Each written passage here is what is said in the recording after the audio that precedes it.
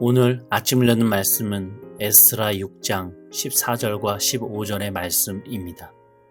유다 사람의 장로들이 선지자 학개와 이또의 손자 스가랴의 권면을 따랐으므로 성전 건축하는 일이 형통한지라. 이스라엘의 하나님의 명령과 바사왕 고레스와 다리오와 아닥사스다의 조서를 따라 성전을 건축하며 일을 끝내되 다리오 왕 제6년 아달월 3일에 성전 일을 끝내니라. 할렐루야. 오늘 말씀을 통해 주님의 뜻을 깨닫는 지혜와 기도의 응답을 누리는 은총이 우리 모두에게 넘치게 될 줄로 믿습니다. 오늘 본문 6장 말씀은 80여 년 전에 1차 포로 귀환자들이 시작했던 그 예루살렘 성전 재건이 수많은 어려움과 방해 속에서도 어떻게 그 전화위복의 은혜를 통해 완공되고 봉헌되었는지를 에스라가 기록하고 있는 부분입니다. 이 기록을 통해서 1장부터 오늘 6장까지의 그 1차 포로 귀환자들의 이야기가 끝이 나고 내일 7장부터는 이제 에스라와 함께 온 2차 포로 귀환자들의 이야기가 등장합니다. 1차 포로 귀환자들이 예루살렘으로 돌아와서 이 성전을 재건하기 시작했을 때 그들은 곧바로 거대한 장벽에 부딪혔습니다.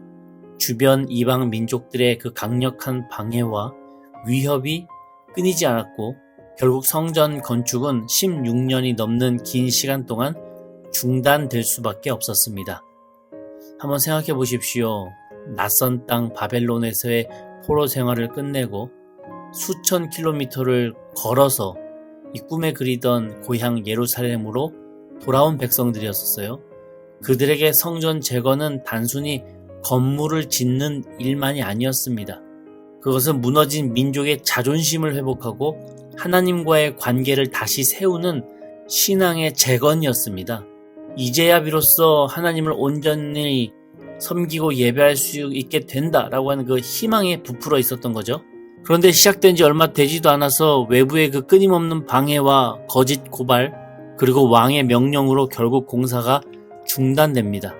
1년도 2년도 아닌 무려 16년이라는 긴 시간 동안 이 그들의 꿈과 열정 그리고 하나님을 향한 갈망이 흔들리는 채 이 공사장에서 손을 놓아야만 했다고 하는 것이죠. 얼마나 답답하고 절망적이었겠습니까? 하나님께서 약속하시고 돌아오게 하셨는데 왜 이런 시련이 계속 이어지게 될까 하는 그 깊은 회의감마저도 들었을지 몰라요. 근데 바로 이때 하나님은 놀라운 방법으로 역사하시더라고요. 에스라 5장을 보면 강 서편 총독 다뜨네와 그 동료들이 성전 건축을 빌미로 다리오 왕에게 유대인들을 고발합니다. 정확하게 살펴보면 이 바사의 총독 다뜨네는 유프라데스 건너편 지역을 담당하는 총독이었었어요. 1차 귀환자들보다는 20년 늦게 발령된 사람입니다. 그래도 이 이스라엘 지역도 관할하는 총독이 맞죠. 이런 총독 다뜨네의 허락도 없이 먼저 온 이 1차 귀환자들이 계속해서 성전의 건축을 이어가고 있으니 이 신임 다뜨네는 이 공사가 이 페르시아 왕의 정식 허가가 있었는지 확인할 필요가 있다라고 느낀 거예요. 그러나 그 행동을 유대인들이 느끼기에는 이것이 성전 건축을 막으려고 하는 의도다라고 해석하게 된 것이죠. 그런데 이 다뜨네의 이스라엘 성전 보고와 확인 절차가 참 아이러니하게도 결과적으로는 이스라엘 성전 건축을 돕는 역할을 하게 됩니다. 이스라엘 입장에서는 전화위복의 계기가 되었다고 하는 것이죠.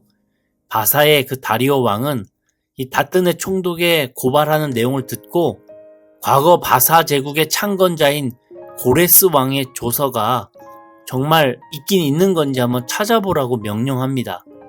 바사 제국, 그러니까 페르시아 제국의 1대 왕이 이스라엘의 성전을 지으라고 명령한 것이 정말 맞다면 그러면 분명한 어떤 이유가 있을 거라고 하는 것이죠.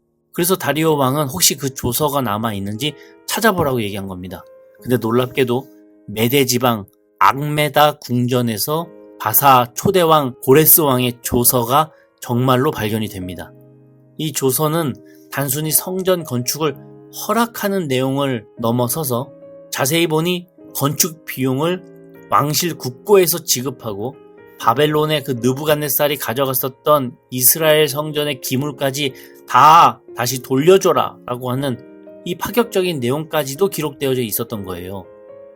이 내용을 알게 된 이 다리오 왕은 선대왕의 뜻을 존중해서 지금 멈춰진 이 이스라엘의 성전 건축을 이제라도 전폭적으로 후원하라 라고 하는 이 새로운 조서를 또 내립니다. 방해하려고 했었던 고발자들이 이젠 입장이 바뀌어서 오히려 건축 자금과 재료를 실어다가 옮겨다 줘야 되는 이 돕는 역할을 하는 사람들로 입장이 바뀌게 되었어요. 다리오 왕은 이 명령을 어기면 엄벌에 처하겠다라고 경고까지 합니다. 사람이 이런 일을 할 수 있겠습니까? 이스라엘 백성들이 아무리 다리오 왕을 향해서 인간적인 노력을 한다고 해도 이러한 결과는 만들어낼 수 없었을 거예요. 이건 영화에서도 나오기 힘든 시나리오입니다. 그러나 하나님께서는 이 일을 아무렇지도 않게 해내신다고 하는 것이죠. 얼마나 놀라운 하나님의 역사입니까? 인간의 악한 의도와 그 방해가 오히려 하나님의 선하신 계획을 이루는 도구가 되었어요. 사랑하는 성도 여러분, 이처럼 우리는 에스라 6장을 통해 절망적인 상황 속에서도 역사하신 하나님의 그 주권과 그 놀라운 역전의 드라마를 보게 됩니다. 겉으로는 모든 것이 끝난 듯 보였던 그 상황이었지만 하나님께서는 우리의 상상을 뛰어넘는 방법으로 그분의 뜻을 이루어 가시더라고요. 이스라엘 백성은 그저 안타까운 마음에 기도하며 기다렸을 뿐이에요. 이처럼 하나님을 향한 마음이 흔들리지 않는 우리 삶에도 이런 전화위복의 은혜를 베푸시는 하나님의 뜻이 펼쳐지며 하나님의 섭리 가운데 늘 그 하나님 바라보실 수 있는 저와 우리 성도님 되시기를 간절히 축원합니다. 이렇게 다리오 왕의 조서가 내려지자 이 총독 다뜨네와 그 동료들은 더 이상 방해를 할 수 없게 됐어요. 오히려 그들은 왕의 명령에 순종해서 성전 건축을 지원해줘야만 했습니다. 이렇게 이스라엘 백성은 선지자 학개와 스가랴의 끊임없는 권면과 격려 속에서 다시금 힘을 내어서 성전 건축에 매진하게 되었고 마침내 다리오 왕 제6년 아달월 3일에 주전 516년 3월경에 예루살렘 성전 건축이 완성됩니다.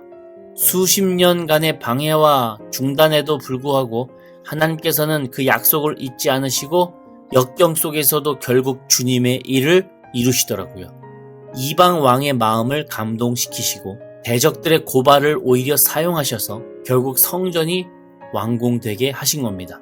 그리고 완공된 그 성전에서 백성들은 기쁨과 즐거움으로 봉헌식을 거행하고 유월절을 지키며 하나님께서 그들을 구원하시고 약속의 땅으로 돌아오게 하신 은혜를 기념했습니다.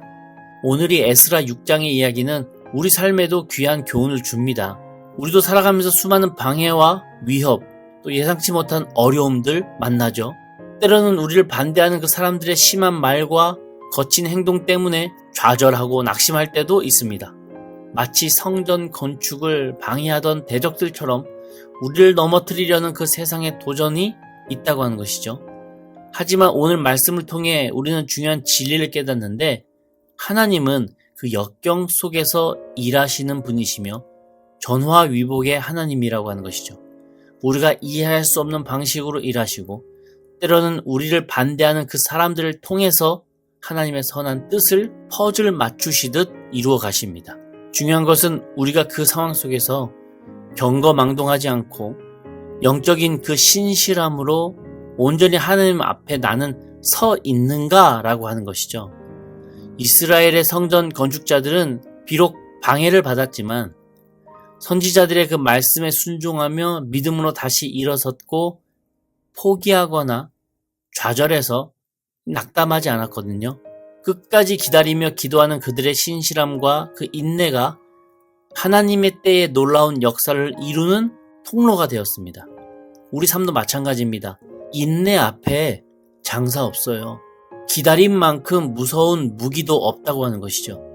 게다가 거기에 믿음으로 인내하며 신앙으로 기다릴 수 있다면 그 사람은 주님이 쓰시는 그릇으로 빚어지는 주의 사람이라고 하는 것입니다.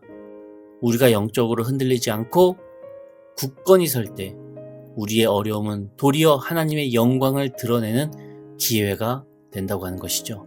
오늘 하루도 어떤 일 앞에서도 우리가 경거망동하지 않고 또 낙심하지 않고 오직 믿음과 신뢰로 하나님 앞에 굳건히 서서 그 역경 속에서 하나님의 주권을 경험하며 하나님의 선하신 뜻을 이루는 통로로 쓰임받는 저와 우리 성도님들 되시기를 간절히 축원합니다. 아멘. 우리 함께 기도하시겠습니다.